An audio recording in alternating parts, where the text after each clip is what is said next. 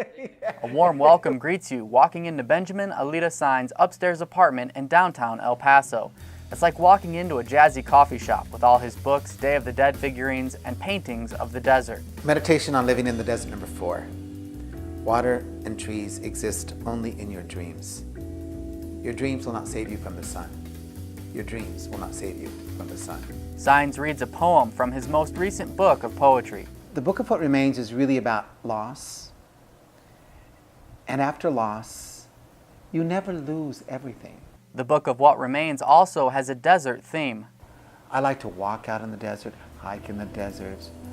It permeates my imagination. And so it's really, really important to me as a writer. If I didn't live in the desert, I would still be writing about the desert. Signs is a novelist, poet, children's book author, painter, and chairs the creative writing department at the University of Texas at El Paso. I love writing and art more than I love anything in the world. The Book of What Remains is Signs' 5th book of poetry. In his writing and his art, he's constantly challenging himself and changing his style. But I really infused these poems with a sense of humor. Was that scary for you? It was scary. It was scary because, you take poetry so seriously. And I'm thinking, this is my 5th book of poems. What do I have to prove? Why do I have to be the same all the time? Signs is now combining his love of poetry with his love of painting by putting some of his poems in his paintings, allowing the words to become art. I would rather attempt something that matters to me and be a dismal failure than to write an easy poem. Signs didn't take an easy path to get where he is today. The only thing constant in his life has been change. He grew up in Las Cruces, was a student in Colorado and Belgium, a missionary in England and Africa, an ordained Catholic priest in El Paso for 3 years, a waiter in Louisiana, with several other stops along the way. I think every human being has to discover themselves, and they do that in the living. Some people find themselves and what they want and their passions very early in life. Some people actually do that.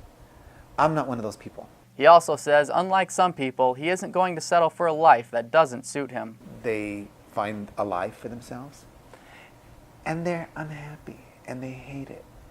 And so it was a mistake. It was an honest mistake, but it was a mistake. And you know what? They'll spend the rest of their damn days living that mistake. I'm not going to do that.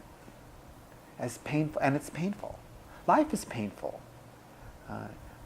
One of my poems says, you can't live without pain. That would be like living without beauty. In Signs' writing and art, he isn't afraid to explore that pain. If it doesn't hurt, it doesn't matter.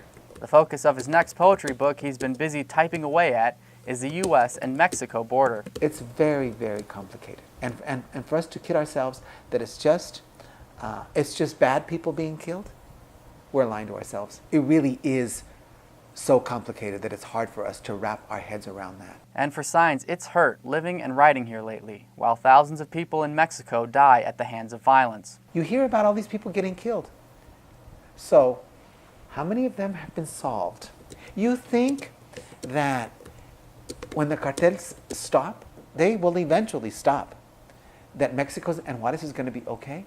What's going to be okay? And so I try to really let people know that the border, whatever it is a real place, and people live here.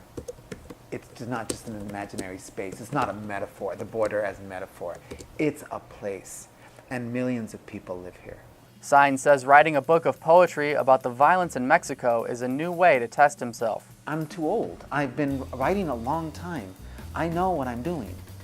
It's easy, on a certain level, it is easy to write for me. How do I challenge myself? Always to challenge yourself. And the great thing about being a poet or a novelist or an artist is that at my age, 55, I'm just coming into my prime. For KRWG, I'm Jared Andersen.